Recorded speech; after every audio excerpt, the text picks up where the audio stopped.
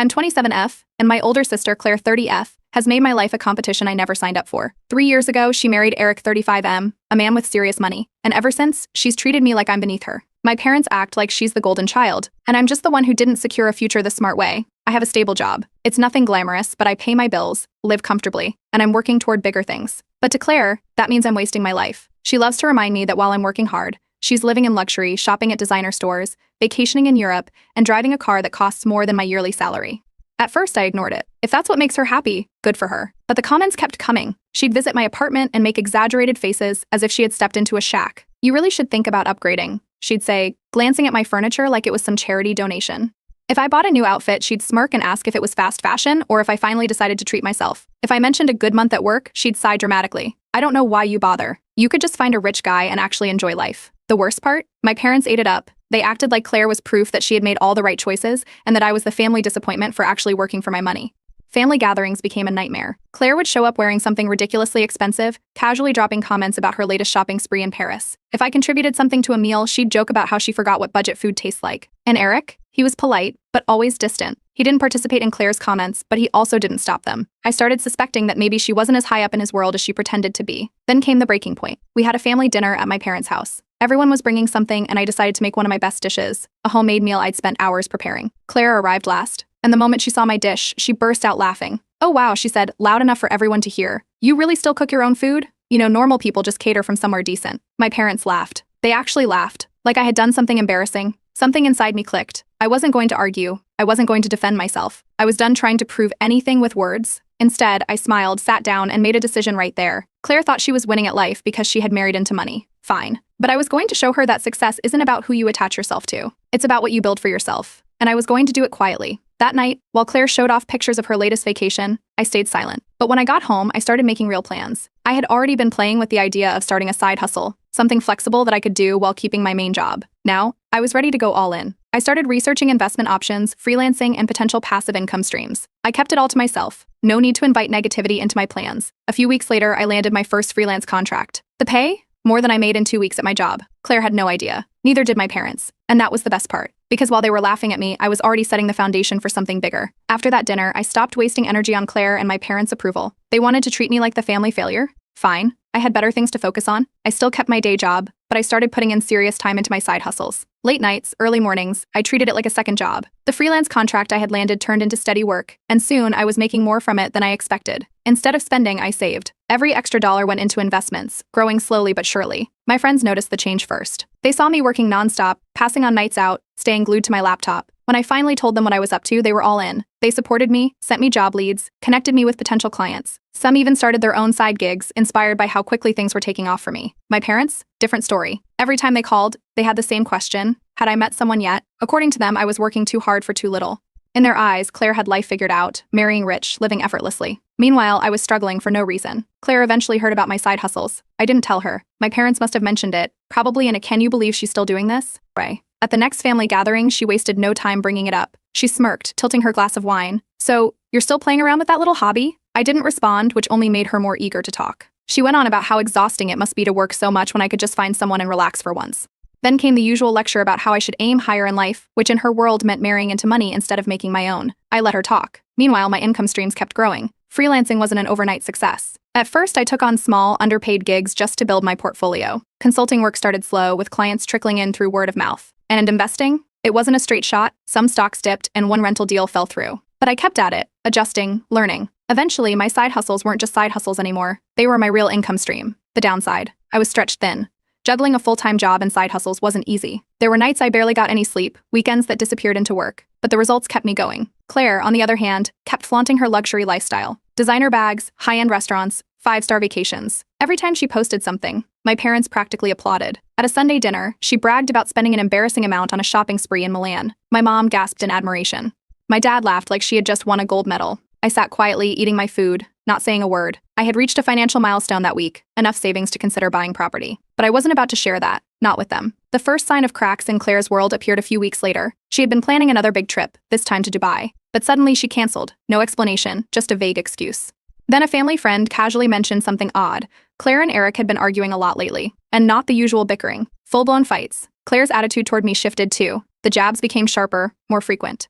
If I wore something nice, she'd scoff that it was affordable luxury. If I drove somewhere instead of taking an Uber, she'd sigh like I was hopeless. One day, while scrolling online, I saw something interesting. Eric had posted photos from a business trip. Claire wasn't in them. She always tagged along on those trips. Something was definitely off. At another family event, the tension boiled over. Claire was in rare form that night, taking digs at me every chance she got. She called me cheap for not upgrading my apartment, joked that I'd never live like her at this rate. I set down my drink and finally spoke up. It's funny how obsessed you are with my finances when I actually have control over them. The room went silent. Eric, who had been quiet all evening, suddenly let out a short laugh. Then, still looking at his drink, he muttered, "Nothing wrong with financial independence." Claire's face went stiff. She quickly changed the subject, but the mood had shifted. For the rest of the night, she was quieter, tenser, and I couldn't help but notice Eric never stood beside her when she spoke. A week later, that same family friend dropped another hint. Claire's marriage? Not as perfect as she made it seem? I finally did it. After months of grinding, saving, and working every spare moment, I bought my first rental property. It wasn't a mansion, just a modest apartment in a decent neighborhood, but it was mine. No co-signers, no handouts, just my own hard work paying off.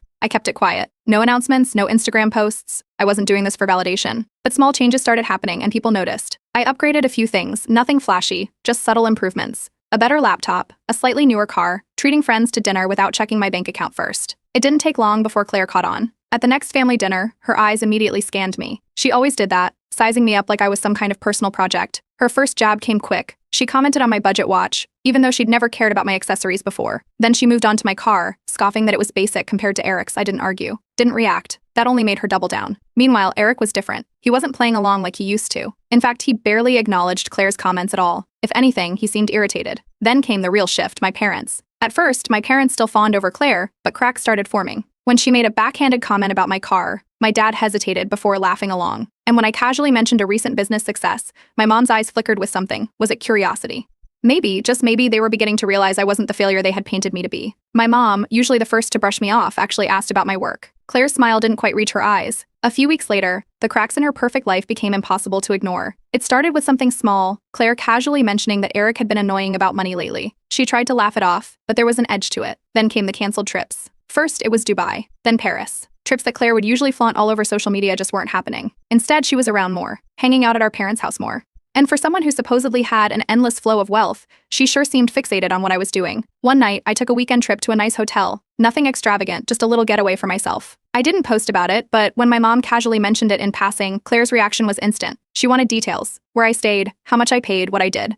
Then, almost immediately, she started talking about some luxury resort she and Eric were planning to visit soon. But she never went. The next time I saw Eric, he looked different, more tired, less interested in entertaining Claire's usual antics. And when she made yet another comment about how I'd never live like her, he actually raised an eyebrow. I mean, at least she's got her own money. Claire's head snapped toward him so fast, I thought she'd get whiplash. I let the moment pass, but I filed it away. Eric was changing, and not in a way that worked in Claire's favor. Then came the breaking point. Another family gathering. Everything was normal at first. Claire, as usual, was dressed to impress, talking about designer brands and making subtle digs at my simple lifestyle. Then out of nowhere, she snapped. She turned to me and accused me of being obsessed with competing with her. Said I was trying too hard to prove something, as if my entire existence revolved around making her look bad. I just looked at her and asked one question. If your life is perfect, why does my success bother you so much? Silence. Claire's jaw tightened. My parents shifted uncomfortably, but the real surprise came from Eric. Completely unfazed, he took a sip of his drink, and without looking up, dropped a casual bombshell. Eric had been quiet all evening, but when Claire bragged about her latest purchase, he tensed. You know, Claire, you burn through money like it's nothing, he muttered, shaking his head. Maybe it's time I stopped financing your little shopping addiction. Claire's smile stiffened, but she waved him off. A week later, the credit cards were gone.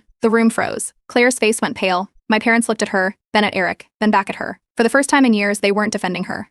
She stormed out after that. No dramatic speeches, no clever comebacks, just pure humiliation. And for the first time ever, I didn't feel like the family failure. I felt like the one who had won. After that night, word spread fast. Claire, the untouchable, the golden child, the one who married well, wasn't as financially secure as everyone thought. At first, it was just whispers. A canceled trip here, a sudden budget-friendly restaurant choice there. The same family members who used to envy her now asked quiet questions. Then came the confirmation. I ran into Eric at a business networking event. We had never really spoken one-on-one before, but this time he approached me. After some small talk, he casually mentioned that he had to cut Claire off financially. No more unlimited shopping sprees, no more extravagant vacations, no more throwing money at luxury just because she could. She had burned through an absurd amount of money, recklessly, carelessly, without a second thought. He finally put a stop to it. My parents refused to acknowledge what was happening. Every time someone brought up Claire, they insisted she was fine, that marriages go through ups and downs, and that Claire and Eric are just figuring things out. But their concern was obvious. The nervous glances, the way they changed the subject when her name came up. They were worried. Claire, on the other hand, refused to let her image crack. She still wore designer outfits, still talked about expensive plans. But the details weren't adding up. The trips never happened. The new purchases weren't really new. Her stories became more exaggerated, as if saying it out loud would make it real. Meanwhile, my investments were growing. With my rental property making steady income, I expanded my freelancing, made smarter financial moves, and started planning for something I never thought possible: early retirement. Claire must have noticed. Out of nowhere, she started being nice to me. Not just regular nice, overly nice, complimenting my hard work, asking vague questions about my money strategies. At first, I assumed it was part of her usual mind games. Then she got specific. She started bringing up how family helps each other and how sometimes people just need a little support to get back on track. I let her talk. Then, after one particularly forced conversation, she finally got to the point. She needed money. She phrased it carefully, not as a loan but as help. Something small, just to tide her over, just until things settled down. I told her no. She didn't take it well. First, she laughed like I was joking. Then when she realized I wasn't, her whole demeanor shifted. She scoffed, rolled her eyes, said something about family loyalty. I didn't argue. I didn't explain. I just told her the truth. Financial responsibility is a choice. A week later, rumors started circulating. Claire and Eric were separating. At first, it was hard to believe. For years, Claire had built her entire personality around her perfect marriage, but the signs had been there all along. Eric had been pulling away. He stopped playing along with her games. He stopped indulging her. He stopped being part of the show.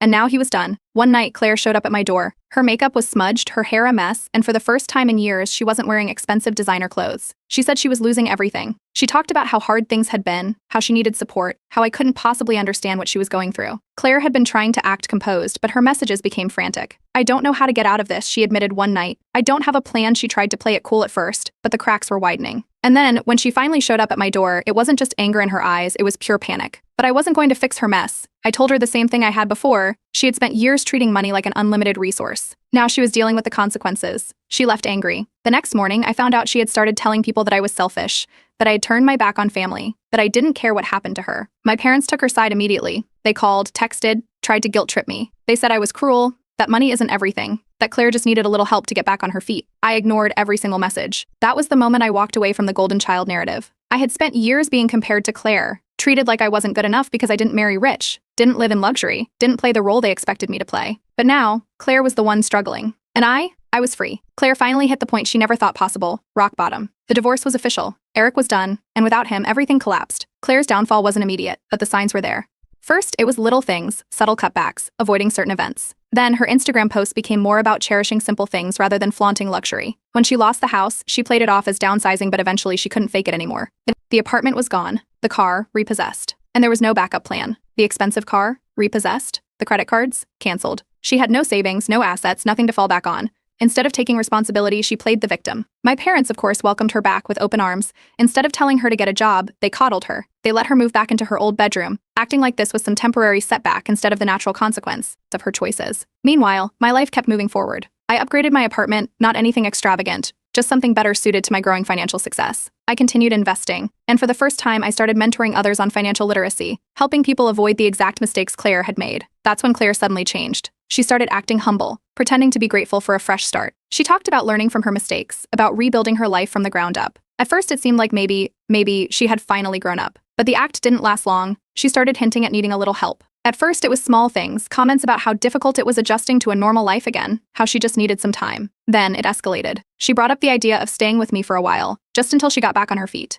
Then she casually mentioned needing a small loan to help her start fresh. I shut it down immediately. I told her point blank that she needed to get a job, that plenty of people work their way back up from worse situations, that she wasn't entitled to anyone's money. She didn't argue. Instead, she started playing a different game, pretending she was trying. She talked about how she was applying for jobs, how she was really making an effort, except no interviews ever happened. No follow-ups, no actual work. My parents ate it up. They kept pressuring me, calling me cold, saying family helps family. They insisted Claire just needed one break, that I should give her a chance. I didn't budge. Then, the final betrayal. Claire had started dropping hints. You must be doing really well with all those investments, she said one day, eyeing my laptop screen. Another time, she laughed nervously and joked, if only I had your credit score. I thought nothing of it, until a month later, when my bank called about a suspicious loan application in my name. Claire had stolen my identity. She had used my personal information to take out a loan, assuming I wouldn't notice. I immediately confronted her. At first, she denied everything. Then, when she realized I had proof, she tried to justify it, talking about how desperate she was, how I had so much and she had nothing. I didn't waste time arguing. I filed the fraud report. Claire was officially forced to deal with the legal consequences. My parents were furious, but not at her. They called me heartless. They screamed about how I had ruined her life over a mistake. They acted like I was the villain for protecting myself. That was it for me. I cut them all off. No more messages. No more visits. No more being the family scapegoat. Claire had spent years looking down on me. Now she was the one struggling. And for the first time in my life, I was free. Claire avoided jail time, but the damage was done. She was forced into a repayment plan. Her credit was destroyed, and she couldn't take out a loan for anything. No luxury apartments, no designer splurges, not even a basic car lease. She went from flaunting unlimited wealth to scraping by, and for someone who had spent her whole life looking down on normal people, it was a harsh reality check. But instead of taking responsibility, she did what she always did, blamed everyone else. First, it was Eric's fault for cutting her off. Then it was my fault for refusing to help family. Then, when that story didn't get her the sympathy she wanted, she turned on our parents, accusing them of failing her when she needed them most. Meanwhile, my parents were busy with their own damage control. They tried to spin the narrative to make me look like the villain, the heartless sibling who turned his back on family, the one who punished Claire instead of showing compassion. But it didn't work. Extended family and mutual friends weren't blind. They had seen Claire's behavior for years. They saw how she had treated me, how she had burned through Eric's money, how she had never lifted a finger to help herself. The more my parents tried to make me the bad guy, the more people sided with me. And without their toxicity dragging me down, my life only got better. I focused entirely on my goals, expanding my investments and growing my portfolio. I worked harder, smarter. And then it happened, the milestone I never expected to hit so soon. A major investment deal came through, and with it, I officially hit millionaire status. It wasn't about the number itself. It was about everything it represented. Every late night, every sacrifice, every moment I had spent grinding. While Claire laughed at me, it had all paid off. While I was leveling up, Claire and my parents were sinking. My parents had spent so much of their own savings helping Claire that now they were struggling. Suddenly, they weren't just defending Claire, they were hinting at needing money themselves. They didn't ask directly. At first, it was subtle. Comments about how retirement is expensive, about how they had sacrificed so much for their children. Then, it got more obvious. I ignored every attempt. Then, one day, my mother finally broke down and admitted it. They needed help. I didn't hesitate. I looked at them and said, "You picked your golden child. Now she can take care of you." They had nothing to say after that. Claire made one last attempt to claw her way back into my life. She reached out, claiming she had changed, that she just wanted to make things right, that she finally understood everything now and hoped we could move forward as a family. I ignored the message. Then, a week later, I found out the truth. She was still bad-mouthing me, still playing the victim, still trying to get sympathy from whoever would listen.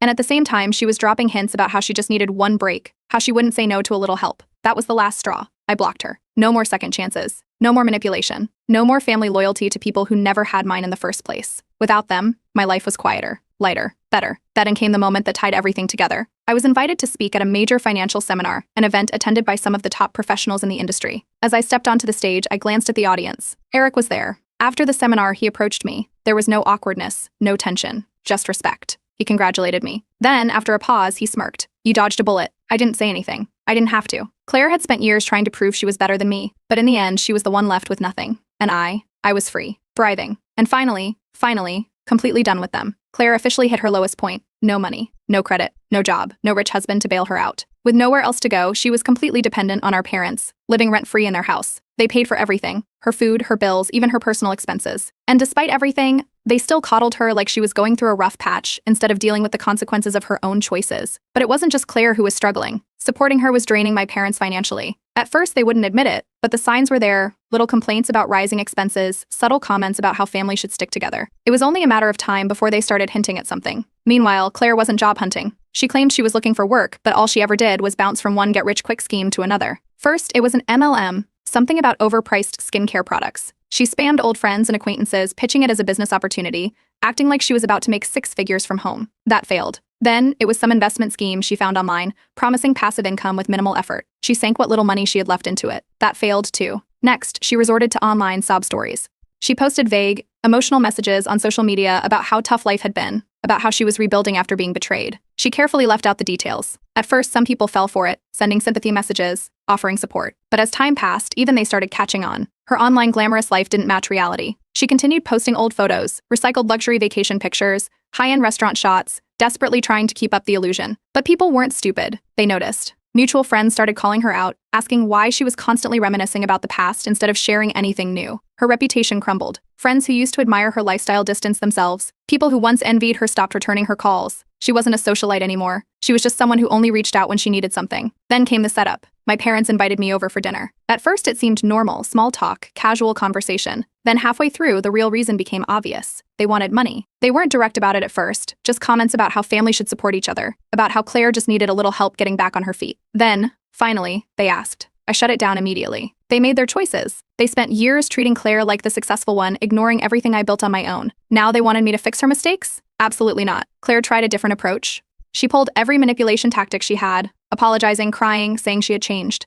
She regretted everything. She just needed a chance. Then, not even a week later, I found out the truth. she was still talking badly about me. She was telling mutual friends that I was selfish, that I abandoned my own family, that money had changed me. It was the final confirmation I needed. I cut them all off. Claire, my parents, the entire cycle of guilt, manipulation, and toxicity. Without them, I focused completely on my own life, traveling, expanding my business, building real relationships with people who actually supported me. Then, one day, a mutual acquaintance reached out. Claire was dating someone new, wealthy, well-established. And just like that, she was back in her old routine, bragging, acting like she was bouncing back, telling people she never really lost anything in the first place. It was history repeating itself. And this time I had absolutely no interest in watching it unfold. Claire made her grand comeback, or at least, that's what she wanted everyone to believe. She had a new man, and according to her, he was wealthier than Eric ever was. She wasted no time flaunting their perfect relationship, posting pictures of expensive dinners, luxury vacations, and designer gifts. Our parents, of course, ate it up. They immediately flipped back into smug mode, acting like Claire had proven everyone wrong, like her downfall had been just a temporary setback. The shade was subtle but clear. It's good to see Claire back where she belongs, as if her entire identity depended on being pampered by a rich man. I didn't argue. I just smiled, because I already knew how this would end. Something was off about the guy. Unlike Eric, who had real wealth and kept a low profile, this new guy threw money around like he had something to prove. Flashy cars, extravagant gifts, over-the-top gestures, everything about him screamed performative wealth. A few months in, Claire announced her engagement. She framed it like the ultimate comeback story, like she had risen from the ashes and secured her place back at the top. Our parents doubled down, smugger than ever. They made little comments about how some people spend too much time working instead of just enjoying life,